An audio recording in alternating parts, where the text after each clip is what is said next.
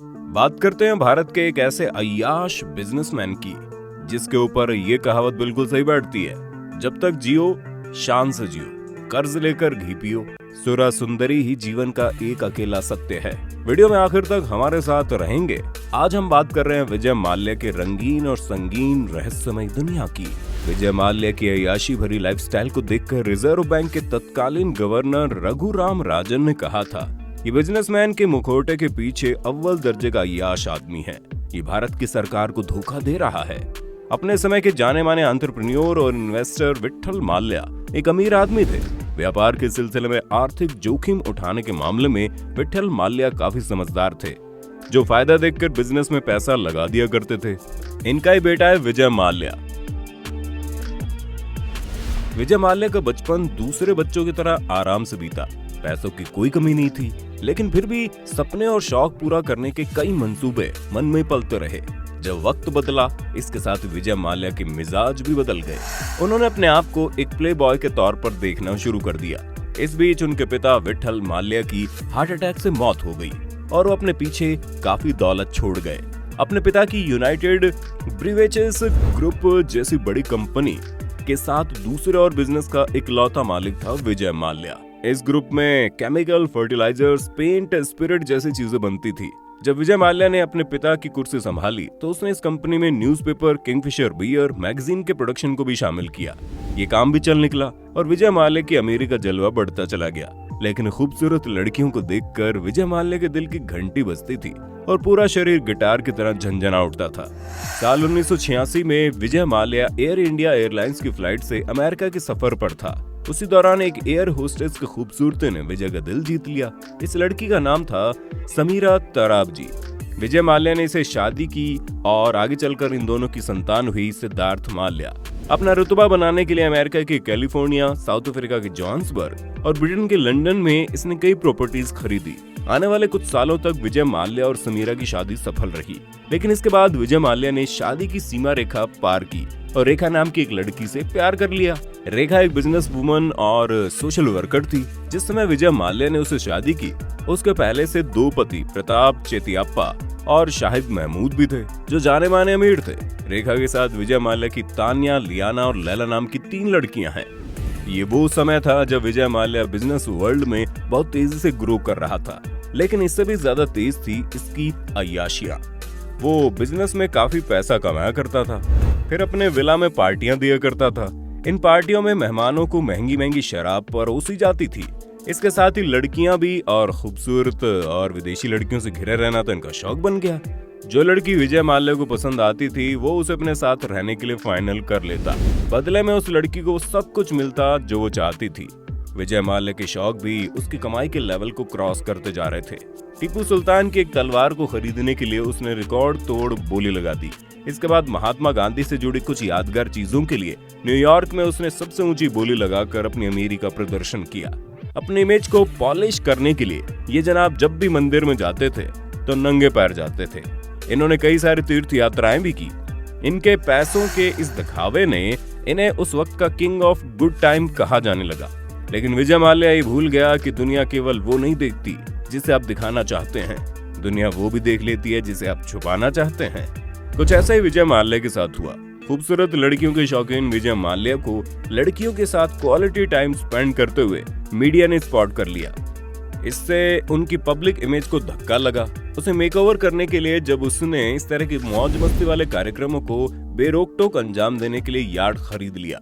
Qatar की royal family से खरीदी गई ये यार्ड उसके लिए मौज मस्ती का नया अड्डा बन गया। इस वेल फैसिलिटेटेड यार्ड का नाम इंडियन इम्प्रेस है। इस यार्ड को विजय माल्या ने अपने मौज मस्ती और मूड के हिसाब से डिजाइन भी करवाया। इसमें एक massage parlour, cinema hall, gym, steam room भी बनवाया। इसके साथ ही इसमें कुछ कमरे ऐसे भी थे जिसमें लड़कियों की अतरंगी तस्वीरें लगी थी। कुल मिलाकर यहाँ पर विजय माल्या की सबसे इम्पोर्टेंट विश पूरी हो जाती। पहले तो ये खुले समुद्र और नेचुरल क्लाइमेट में उसे कोई डिस्टर्ब नहीं कर पाता, ना ही मीडिया के कैमरे उसके यहाँ उसको स्पॉट करते, और दूसरा मनपसंद और खूबसूरत देशी विदेशी लड़कियां जो उसके साथ मौज मस्ती करते हुए हफ्तों बिताया करती थी। विजय माल्या हर साल अपना एक कैलेंडर पब्लिश कराया करता था जिसकी रेपुटेशन वर्ल्ड वाइड थी। इस कैलेंडर में आने के लिए लड़कियां कुछ भी करने को तैयार थी। इस कैलेंडर में आने के लिए लड़कियों को विजय माल्या की याट की जर्नी करनी पड़ती। अगर विजय माल्या उनसे खुश हो गया तो फिर इस लड़की को कैलेंडर में जगह मिल जाती। विजय माल्या की याट में आने वाली लड़कियां खूबसूरत विदेशी मॉडल होती थी, लेकिन ऐसा नहीं है कि उसकी पसंद केवल विदेशी लड़कियां ही थी। कई बॉलीवुड हसीनाओं ने भी विजय माल्या के साथ समय बिताया है, लेकिन इनके साथ ही वो अपने बिजनेस को भी आगे बढ़ाना चाहता था। साल 2005 में उसने अपने बेटे सिद्धार्थ माल्या के 18वें जन्मदिन पर किंगफिशर एयरलाइंस को लॉन्च किया, जिसके लिए उसने खूबसूरत एयर होस्टेस पायलट के साथ पूरे स्टाफ को हायर किया।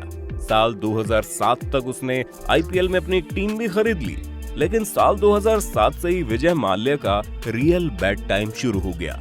उसके अय्याशियों का नतीजा सामने आने वाला था।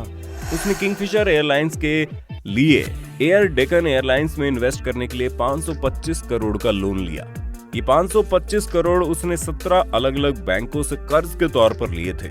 ये डील विजय माल्या के लिए घाटे का सौदा साबित हुई, जिसमें उसे नुकसान हो गया। जिसके बाद साल 2008-2009 में हालात इतने खराब हो गए कि किंगफिशर एयरलाइंस के स्टाफ को सैलरी देने के लिए उसके पास पैसे नहीं थे। स्टाफ अपनी सैलरी को लेकर सड़कों पर आ गया और विजय माल्या की पूरी दुनिया में किरकिरी होने लगी। उसके रसूखदार बिजनेसमैन और अमीर होने की पोल पूरी दुनिया में खुल गई। इस टाइम तक दिवालिया हो चुके माल्या ने आईडीबीआई बैंक से 810 करोड़ रुपए के लोन के लिए अप्लाई किया और इसके लिए उसने ये बात सामने रखी कि वो अपने किंगफिशर एयरलाइंस के स्टाफ को सैलरी देना चाहता है और एयर डेक्कन में जो घाटा हुआ है उसे भी कवर करना चाहता है, लेकिन बैंक उसे लोन देने के लिए तैयार ही नहीं था। यहाँ से एंट्री होती है विजय माल्या की जिंदगी में कॉन्स्पिरेंसी की। बैंकों से पैसा पास कराने के लिए उसने बैंक के ऑफिसर्स को 16 करोड़ की रिश्वत दी और 810 करोड़ का लोन पास करा लिया, लेकिन इस पैसे का उसने वो नहीं किया जिसका उसने वादा किया था। ना तो उसने कर्मचारियों को सैलरी दी, ना ही एयर डेक्कन के घाटे को कवर करने की कोशिश की। बेशर्मी की हद तो तब हो गई जब उसने इस पैसे को विदेशों में अपने अलग अलग बैंक अकाउंट में ट्रांसफर करा लिया और इन पैसों के जरिए F1 रेस ऑर्गेनाइज की। विजय माल्या के कनेक्शन और उसके असर को आप इस बात से समझ सकते हैं कि इतना सब होने के बाद भी विजय माल्या को राज्यसभा का सदस्य चुन लिया गया। अपने पॉलिटिकल कनेक्शन को इसने तत्कालीन प्रधानमंत्री मनमोहन सिंह तक कनेक्ट किया और इस कनेक्शन का इस्तेमाल करके बैंकों से लिए गए कर्ज को लौटाने की शर्तों में रिलैक्सेशन हासिल कर लिया। सरकार ने आरबीआई और बैंकों को भरोसा दिलाया। इसके बाद इसने अपनी किंगफिशर कंपनी को 4000 करोड़ का बताते हुए बैंक में मॉर्गेज पर रख दिया। इसके बाद क्या हुआ वो सब आपके सामने है। फिलहाल विजय माल्या लंदन में और जब भी भारत आने की बात होती है तो वो बहाना मार जाता है। उसके वकील कोर्ट में आकर कहते हैं कि हिंदुस्तान की जेलों की हालत बड़ी खराब है। सरकार का कहना है कि उसके पास विजय माल्या की 9000 करोड़ की संपत्ति है, लेकिन इन तमाम संपत्तियों से भी बैंकों के पैसे की रिकवरी नहीं हो पा रही। अभी तक केवल उसका गोवा वाला विला ही नीलाम हो पाया है, जिसकी नीलामी 3 बार टल चुकी है। इस विला को 73 करोड़ में बॉलीवुड एक्टर सचिन जोशी ने खरीदा है। विजय माल्या की इन तमाम संपत्तियों को खरीदने के लिए कोई भी खरीदार आगे नहीं आ रहा। अगर आप ये सोचते हैं कि इतनी बदनामी होने के बाद भी विजय माल्या की लाइफस्टाइल में कोई चेंज आया होगा तो आप गलत सोचते हैं। वो आज भी अपनी अय्याशी भरी जिंदगी जी रहा है। विदेश में बैठकर भारत की जनता के पैसे पर ऐश कर रहा है। विजय माल्या की जिंदगी में फिलहाल उसकी वाइफ का रोल प्ले कर रही है पिंकी लालवानी, जो कि एक एयर होस्टेस है और इन दोनों की मुलाकात भी एयर ट्रैवल के दौरान हुई। साल 2011 में फ्लाइट में मुलाकात होने के बाद से लेकर अब तक दोनों का रिलेशन बरकरार है। दोस्तों, वीडियो पर अपनी राय कमेंट में देना। फिर मिलेंगे नए वीडियो में, तब तक के लिए जय हिंद, जय भारत, वंदे मातरम।